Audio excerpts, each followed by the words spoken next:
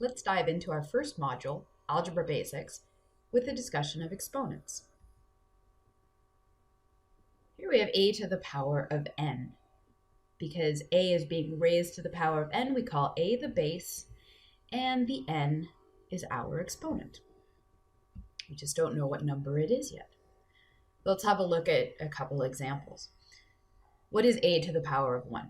Well, a to the power of 1 is simply a multiplied by itself once. So a to the power of 1 is simply equal to a. Where a to the power of 2, or a squared, means a multiplied by itself twice. A to the power of 3, therefore, is a multiplied by itself 3 times. So a to the power of 3 is equal to a times a times a. So we can raise a to any positive number in this manner. And a to the power of n simply means that we don't know how many times a is multiplied by itself. We could write that as a times, put in some ellipses, times a. And this repeats. We have a an n number of times. If someone tells me what n is, I can tell you how many a's we have in this chain. I want to take a quick aside and remind you what a coefficient is. So if I've just written the letter x, let me make that a little bit bigger. So if I've just written an x, and I want to compare that to 2 times x, or 2x, what are the coefficients in each case? Well, in the second example, 2x, the coefficient of x is clearly 2, the number it's being multiplied by. Well, what if I just have x? This is one of those times where we are allowed to make an assumption. If there's no number explicitly given in front of our letter, in front of our variable, then the coefficient is a 1. So that means that in front of this a to the power of 1, there's actually a 1 that we didn't need to write. But it also means that 1 times a to the power of 1 is really 1 times a. Now, I'm not suggesting you write the 1. We're still going to omit it. But I do want you to remember that it's there. So when we move on to these examples, we'll see why that becomes important. A to the power of 0. What is a to the power of 0? Well, if I'm raising something to the power of 0, it means I'm multiplying it by itself 0 times. I'm not multiplying it by itself at all. This is where I need you to remember that if there's no coefficient given, that the coefficient is actually 1. So while there aren't any a's there, that 1 is still there. So a to the power of 0 is just equal to 1. Now from there, we're going to move on to the negative exponents, and these can be a little bit tricky. A negative exponent isn't the same as a regular negative number. It has a very particular meaning. As soon as you see the negative, a to the negative 1, a to the negative 2, and so on, this means take the reciprocal. So let's do a quick discussion, have a quick discussion of what a reciprocal is. For example, what is the reciprocal of 2? Well, a reciprocal is just 1 over the number we're talking about. So the reciprocal of 2 is 1 over 2. And the reciprocal of 3 would be 1 over 3. Of course, the reciprocal of 1/2 is 2. The reciprocal of 1/3 is 3. So what you might also notice is that we're really just taking the fraction and flipping it upside down. Because here's another hidden one. 2 can really be written as 2 over 1. It's just that if 1 is the only thing in the denominator, but we don't write it. And 3, of course, can also be written as 3 over 1. So you'll notice that what's happened here is the numerator has become the denominator, and the original denominator has become the new numerator, which means that the reciprocal of 3/4 would be 4 over 3. Okay. So how does that work here? Well, here I'm being told to take a and raise it to the power of -1. In other words, take its reciprocal. So I get 1 over a. A is still to the power of 1, but a to the power of 1 we know is just a. So a to the power of -1 can also be written as 1 over a. Similarly then, a to the power of -2 means, sure, a is squared. But first I'm going to take its reciprocal. So I get 1 over a squared. I could also write that as 1 over a times a, but we're just going to keep it simple on this side. Right here, on the left side, we were just showing that a squared does mean a times a. It doesn't mean that writing it as a times a is necessary or any more efficient. Again, we can summarize what's going on here with this trend of negative exponents by looking at a to the power of negative n. Again, the negative just means take the reciprocal, so I get 1 over a. And what power is it raised to? Well, it's still raised to the power of n. So with that as our starting point, let's have a look at the properties of exponents. Through the properties of exponents one at a time, and using the meaning of exponents that we just looked at on the previous slide, we'll figure out how to get to the answer and how, therefore, we can solve the same problem using the property of exponents. So let's start with an example. What if we have x squared and we multiply that by x to the power of 3? So we match this property. We have some base a raised to an exponent m, and we're multiplying that by, again, the base a raised to a different exponent n. What's really important here is that the base be identical. Otherwise, this doesn't work. But the fact that we have an exponent m and an exponent n tells us that while these exponents could have the same value, they don't have to. Okay, so what does this really mean? If I have x squared and I'm multiplying that by x cubed, x to the power of 3. Well, x squared is really just x times x. And then we're multiplying that, so there's that multiplication point repeated, by x to the power of 3, in other words, by x multiplied by itself 3 times. So altogether we have 1, 2, 3, 4, 5 x's all multiplied together, which we could more easily write as x to the power of 5. So x to the power of 2 times x to the power of 3 is x to the power of 5. What you might notice is that 2 plus 3 gives us 5. And that's exactly what's captured here in the property. So if we have the same example, x to the power of 2 times x to the power of 3, we don't have to write this out as 5x's multiplied together. We can simply write this out as the x once. Again, we can multiply these together because the base is the same. And then I'll take the two exponents and I'll add them together. Simplifying gives me x to the power of 2 plus 3 is x to the power of 5. So you can use either of these two approaches. If you're comfortable using the meaning of exponents and you want to think of it this way each time, that's absolutely fine. You'll get to the answer. If you want to start practicing using the property of exponents, this helps us speed it up a little bit. But they'll both give us the same answer, so it doesn't matter which one you use. And you might use a slightly different approach depending on the circumstance. And we'll look at a number of examples where we use these properties. So what's going on in our second property? Well, here we only have one base, a, and it's raised to the exponent m. And then all of that is being raised to a second exponent n. What are we being told to do with these exponents? Well, this time we're still only going to write the base once, but we're going to multiply our exponents together. Let's look at an example.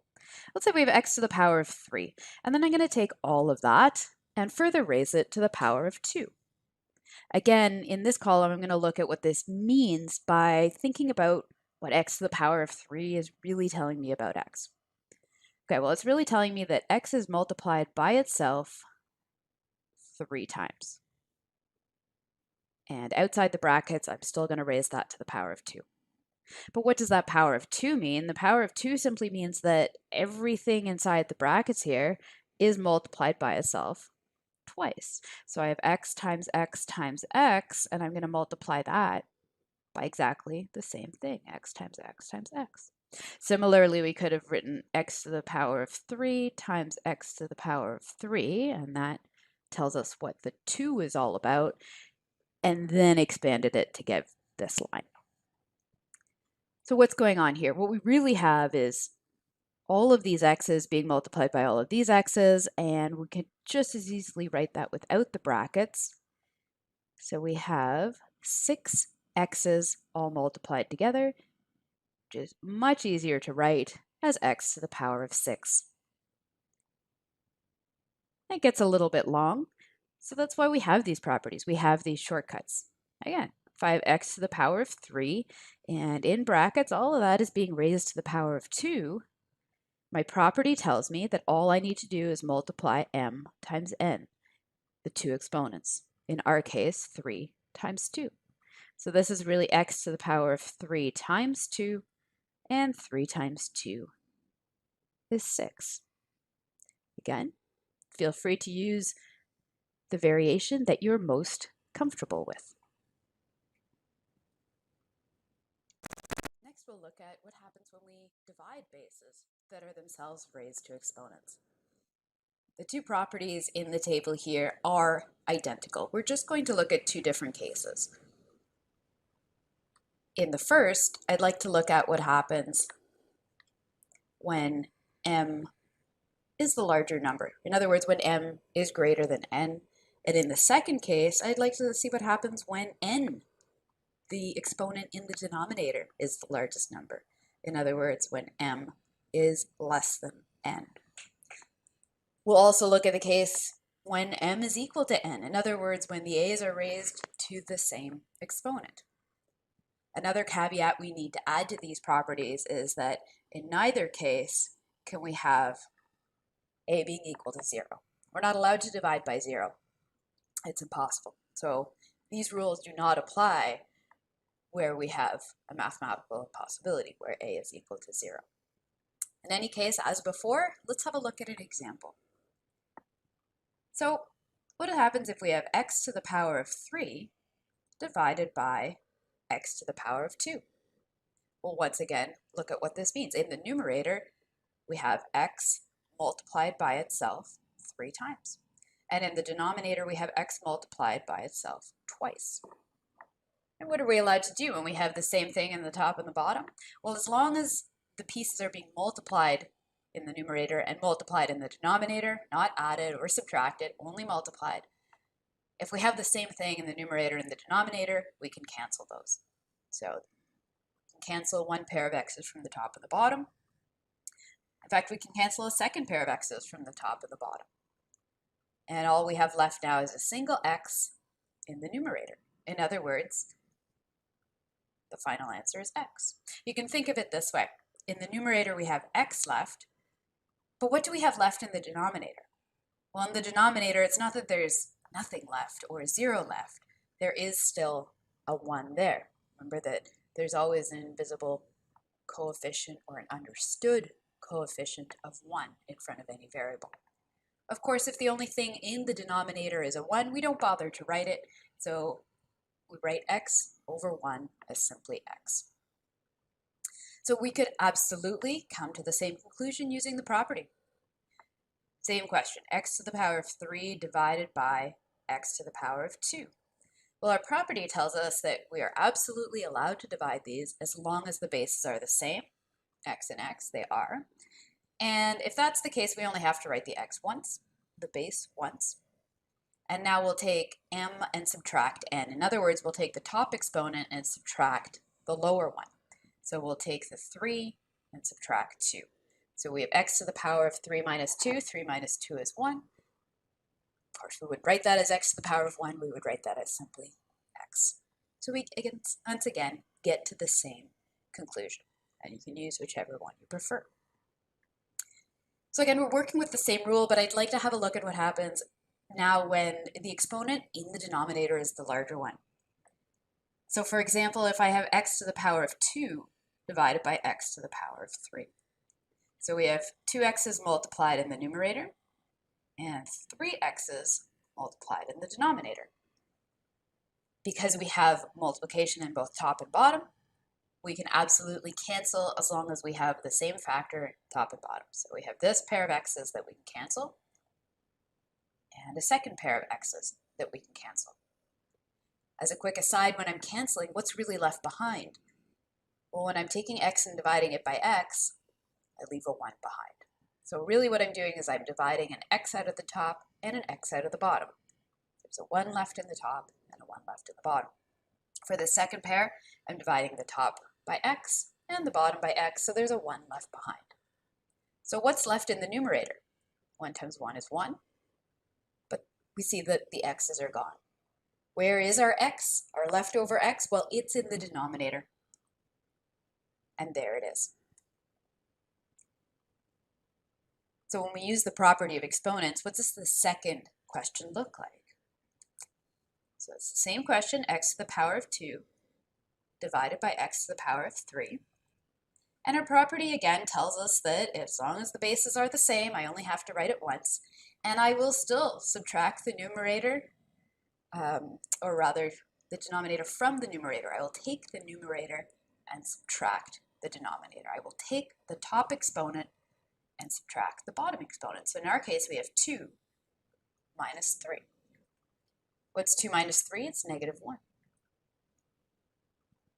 You've probably realized that negative exponents are something we're always going to rewrite. What does a negative 1 tell me to do with the x? Well, an x raised to a negative exponent always means take the reciprocal. So I'm going to rewrite x to the power of negative 1 as 1 over x. So you see, again, we get to the same point. Sometimes an easy way to think of this problem is to say, well, in which part of the fraction, the numerator or the denominator, do I have more x's? For this second question, I have 3 x's in the bottom and 2 at the top, so I have more x's on the bottom. So once I've canceled all the x's, I should have x's left over in the denominator.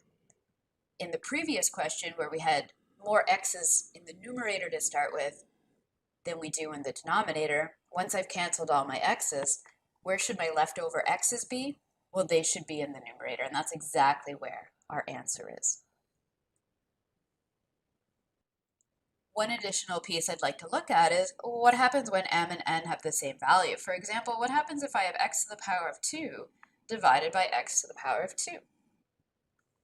So actually, I'll write that over here using the meaning of exponents. So x to the power of 2 divided by x to the power of 2 just mean I have x times x, top of the fraction, and x times x, the bottom of the fraction. 1x from the top and 1x from the bottom cancel. I've got another pair from the top and the bottom I can cancel. What do I have left? Well, in the numerator, I have 1 times 1 is 1. And in the denominator, I have 1 times 1 is 1. 1 divided by 1 is just 1. So x squared divided by x squared is just 1. And we use that just by looking at what exponents really mean and canceling the x's. We'll get exactly the same answer if we use the property of exponents. So again, x divided by x means, well, we're allowed to do that, and we'll write the x only once. We'll take the top exponent and subtract the bottom exponent. So you get 2 minus 2. What is 2 minus 2? 2 minus 2 is 0, so our answer is x to the power of 0. What is x to the power of 0? Well, if you remember from our initial discussion, this means that there are no x's being multiplied together, and we just have a 1. So we do get the same answer here as well, and it's another way to look at why x to the power of 0 is equal to 1. And finally, we'll see what happens when we have more than one variable or simply more than one factor. So these could be variables or they could be normal. And finally, we'll see what happens when we have more than one thing. So more than one variable, or perhaps something like a 2 and an x inside of the brackets.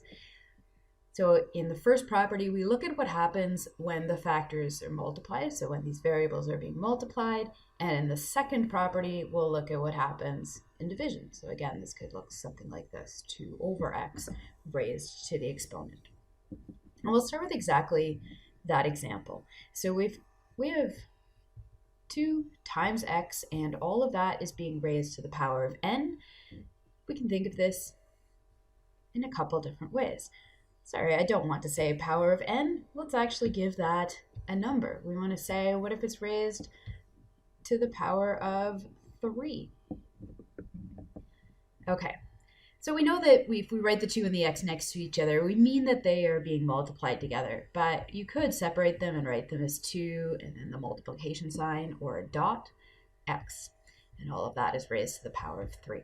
So again, if we look at what does it mean to be raised to the power of 3, well, everything that's underneath it, the whole base, the 2 and the x, are multiplied by 2x 3 times by themselves. So what we have is 2 times x times 2 times x times 2 times x. Now those dots are a little bit excessive. We don't need quite so many, but I wanted to make it clear that we have everything inside the brackets multiplied by itself 3 times due to the exponent of 3. Do we really need those brackets? No, we don't. This is really just 2 times x times 2 times x times 2 times x. And we could write that as 2 times 2 times 2 and x times x times x. The order of that we multiply in is not important. And 2 times 2 times 2 is 8. And x times x times x we know is easier to write as x to the power of 3. So that's fairly long-winded. Here, using the property of exponents is usually much easier. So we have the same question, 2x to the power of 3. What the property tells us is that every single thing inside the brackets, the a and the b, are raised to the power of n. So a is raised to the power of n, here it is, a to the power of n, and b is raised to the power of n. Here it is, b to the power of n. So in our case, we're going to take both factors, the 2 and the x, and raise them to the power of 3. So 2 to the power of 3 is our first piece, and then we take x and also raise it to the power of 3. Of course, you don't need to draw those arrows, but I'm trying to demonstrate what my thought process is. And 2 to the power of 3 is 8. We should evaluate anything that's easy to evaluate. And x to the power of 3 is already in its simplest form. The process when we've got a quotient, so when we're dividing, is very, very similar to that of this multiplication property. So, for example, if I've got 3 over x, and all of that is raised to the power of 2, let's see what happens. Well, if everything's raised to the power of 2, that means everything here, 3 over x, is multiplied by itself twice. So we have 3 over x times 3 over x. You have to remember how to multiply fractions. Maybe it helps us if we write this instead of with brackets, we write this using a multiplication sign or a dot. In any case, to multiply fractions, we're going to multiply the numerators and then separately multiply the denominators.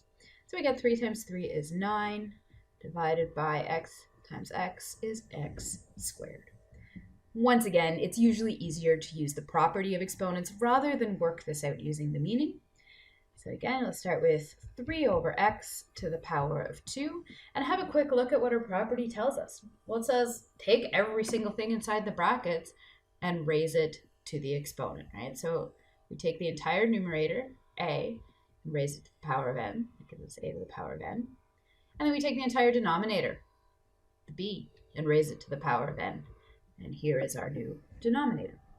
So if we apply that here, we have 3 to the power of 2 in the numerator and x to the power of 2 in the denominator. We can work out 3 to the power of 2. 3 to the power of 2 is 9. So we do want to evaluate anything that's easy to evaluate. We can leave x to the power of 2 as x to the power of 2. Now we'll look at a series of examples where we use all of these properties. Certainly we'll use several properties in every question, and that will really help us to solidify how to use the properties of exponents and how to manipulate questions that have exponents in them. So